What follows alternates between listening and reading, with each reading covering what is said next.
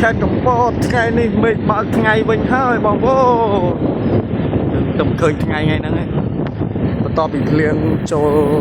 3 4 5ថ្ងៃជាប់គ្នាទឹកតែឡើងមួយថ្ងៃចាំង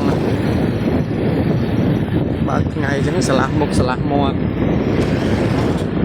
មានពីលក់ដូរចំណោទយើងពេលអញ្ចឹងស្អាតណា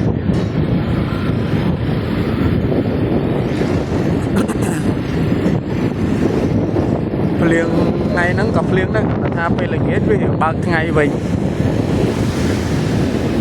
លក់អ្នកដូរច្រើនណាឥឡូវឃើញ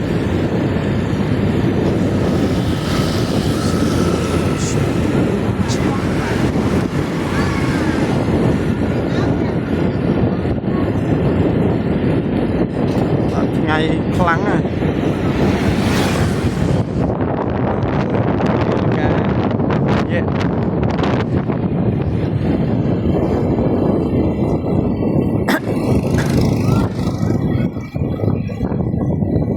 មាត់ប្រែក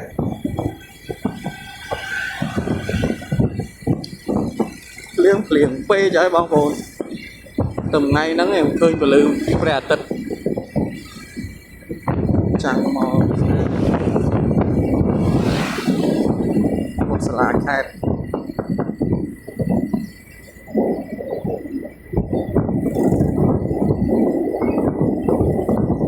ដល់សេសមុទ្រ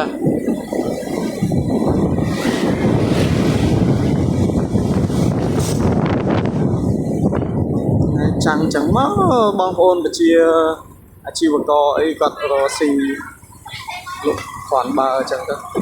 ដល់សេសមុទ្រចាំមានទេសភាពសេសមុទ្រមួយថ្ងៃលិចថ្ងៃតាន់លិចទេចិត្តលិចគឺច្រើនណាស់បងប្អូនអរគុណ